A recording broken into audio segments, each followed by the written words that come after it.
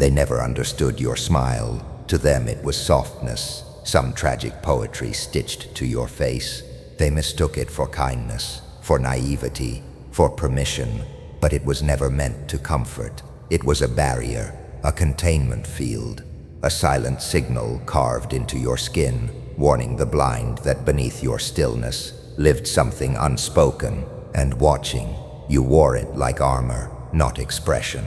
While they talked, you listened. While they moved loudly, you moved deliberately. You weren't part of the noise, they just didn't know it yet. Every time they laughed in your direction, assumed your silence was submission, you smiled, not because they were right, but because you were taking inventory. You were recording the flaws in their confidence, their tells, their fragility. You never interrupted them. You let them write their own ending, because you always knew it wasn't your rage that would destroy them, it was your restraint. They thought you were passive, but passivity doesn't memorize patterns, doesn't read tone shifts, doesn't notice when the hand on your shoulder trembles with insecurity, or when compliments are dipped in subtle contempt. You smiled through all of it, because the storm hadn't arrived yet, and they never sense a storm until it howls. But your smile was the thunder, quiet, rolling, impossible to misinterpret. Once you understand the language, you were fluent in that language long before they were fluent in lies. There were nights you sat alone, thinking maybe you were wrong, that maybe being different meant being broken, that your silence was a flaw, that your ability to see through people was paranoia, not perception. But even then you knew, the truth doesn't yell, it waits, and you were waiting for the moment they would reveal themselves, not who they pretended to be, but what they truly were when they thought you weren't watching. You always were, and when they finally crossed that line, subtle or not, you didn't react, you didn't plead, you didn't explain. You smiled, not the way you used to. This one was colder, sharper, a surgical smile cut with precision, because by then you weren't signaling mercy, you were documenting the final chapter. You were giving them the last look they'd ever understand before becoming irrelevant in your story. The world misreads power when it's quiet. They think destruction needs to be loud, but you understood. The deadliest forces are invisible until impact, and your smile, that was the warning label they all ignored. Now it's too late to read it. They never knew what they were looking at. To them, your smile was harmless, polite, quiet, forgettable, the kind of expression people glance at, then discard. But behind your lips was a vault. Every encounter, every whispered insult behind closed doors, every betrayal dressed as concern. You heard them all, not just the words, but the vibration beneath them, the hidden mockery and compliments, the hunger in their eyes when you stumbled. And still you smiled, not because you were naive, but because they were. You wore your silence like armor. In rooms where people spoke too much and said too little, you watched. Their egos flared like cheap fireworks, blinding them to the eyes in the corner, the ones that never missed a pattern. They saw your stillness as a void, but a void doesn't mean absence. It means potential. Black holes are silent too, until they devour suns. You weren't there to shine. You were there to study the structure before you collapsed it.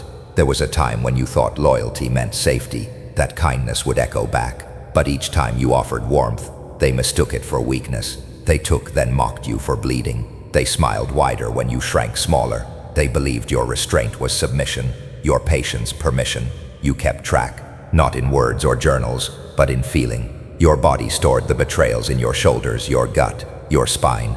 You didn't need revenge, you were becoming it. You understood something they didn't. Predators don't roar before they strike. They become the environment. They blend in, they wait, and so you waited, wearing the mask of the agreeable, the reliable, the harmless. You let them finish their monologues of self-importance, their conspiracies built on rotting confidence. Meanwhile, you were building something else, something beneath the surface. Your exits, your leverage, your detachment. The game was never about reacting. It was about endurance. You realized that in their world of impulsive moves and hollow alliances, the most terrifying weapon was someone who didn't flinch. You stopped needing validation. You stopped apologizing for how cold your energy had become, because you understood real fire doesn't flicker, it consumes in silence. And now they sense it, the energy shift, the recalibration. Your absence in the room is louder than your presence ever was. They reach for you with the same hands that once pushed you aside, but they can't find the version they betrayed. That version died behind a smile they thought was safe. You didn't lose yourself. You buried the parts that were too soft for this world and sharpened what remained. You're no longer a participant. You are the mirror, the one that reflects what they truly are when their masks fall. They don't fear your wrath, they fear your evolution, because nothing is more dangerous than someone who mastered the art of watching, remembering, and becoming untouchable. They didn't notice the shift. How could they? They were too used to the version of you that made them comfortable. The one who smiled at insults disguised as jokes. The one who stayed silent in rooms where your silence was mistaken for lack of depth. You were not passive. You were waiting, studying, memorizing every trigger, every flaw, every angle they exposed while thinking you were too naive to weaponize it. You gave them the illusion of control, let them laugh, let them underestimate, because you knew that the best mask is the one that looks like surrender. But something clicked, not loud, not dramatic, quiet, internal, permanent, a recalibration. The moment you stopped seeking their understanding, you began deleting old versions of yourself, not out of shame, but as a purge, emotional debris no longer compatible with the architecture you were becoming. And they noticed the absence, not the evolution. That's the thing about ghosts. They don't recognize them until they haunt. Your smile started changing, not wider, just still, precise, too composed to be casual. No longer a gesture, it became a mirror, reflecting back everything they feared in themselves. That's when the tension started, subtle at first, a glance too long, a compliment that felt more like a test. They couldn't explain why your silence felt heavier now, why your presence sharpened the air. You said less, but the space you occupied became louder, not in volume, in gravity. They thought you were drifting away, but you weren't drifting. You were rising, separating, shedding every layer that was designed to please, designed to blend, designed to kneel. And you felt it in your body, how stillness became power, how detachment gave you vision. You weren't reacting, you were calculating. Every move now carried weight, every delay was intentional. You understood that true control doesn't announce itself, it watches. You saw how they tried to pull you back in, with guilt, with memories, with manipulation disguised as nostalgia, but you weren't theirs anymore. You were no longer a character in their script. You became the writer, the director, the producer of consequences. They confused kindness with permission. They mistook your grace for compliance, but the switch they ignored is permanent, because you are no longer trying to be heard. You are now something they must feel, and there is nothing more unsettling to them than a person who once begged for clarity, now responding with silence that feels like thunder. They thought you forgot. Every time they mocked your silence, every time they spoke your name in rooms you were never invited to, they believed your smile meant peace. They believed your stillness was surrender. But you were writing, not with ink, no, with memory. Every slight was carved into mental stone, filed into corridors that no one but you could navigate. You kept smiling because it was the only mask that didn't crack, not out of kindness, but out of calculation. You knew that if you responded then, you'd only be scratching the surface, and you weren't built for surface wounds. You were built to wait. They laughed while you stored the data. Voice tone, intent, timing, who was watching, who stayed silent, all of it logged. Your mind became a living archive of wrongs, a black vault behind your eyes. Not a place of bitterness, but of preparation. Because you understood something they never did. Memory is a weapon when wielded by someone who knows how to stay quiet. You weren't passive, you were patient, and patience is what made you dangerous. You remember the exact moment each one of them shifted, the flicker in their voice, the fake laughter, the tone they reserved only for when your back was turned. You replayed these moments late at night, not to relive the pain, but to track the pattern. It was never an accident. It was a system, a quiet campaign designed to keep you small, confused, contained. They mistook your stillness for oblivion, but you were never oblivious. You were watching the whole time, recording, decoding, preparing for the storm you knew was coming, the storm you would become. There were no outbursts, no confrontations. That would have been mercy, and you don't offer mercy to architects of betrayal. Instead, you let them keep playing, smiling back at your smile, thinking they'd won. They didn't notice the shift when your smile became symmetrical, measured, less human. They didn't notice when your gaze stopped reaching for connection and started scanning for exits. You were never angry. That's what makes this terrifying. You weren't out for revenge. You were collecting patterns, waiting for the moment when the final piece would click. And when it did, you didn't raise your voice. You disappeared. Your energy withdrew like an empire crumbling in reverse. You became airless, unreachable, and the silence you left behind wasn't emptiness. It was judgment. Now, they feel it. The absence, the cold, the tightening of the walls around them, though nothing moved. They call it coincidence. They call it karma. But deep down, they know that smile, it was the timestamp on their expiration, and they ignored it. They thought you forgot that your silence was ignorance, that the absence of reaction meant the absence of memory. But every slight was documented, every betrayal etched, not in paper, but in the darker corners of your mind, where names become symbols and voices become coordinates. You never struck back, not because you were weak, but because you understood something they never did. Power doesn't announce itself. It watches and waits. They kept smiling in your face, never noticing how your eyes stopped smiling back. They mistook your restraint for softness, your calm for cowardice. They thought they could break you without consequence, but they were never hurting you. They were building something beneath your skin.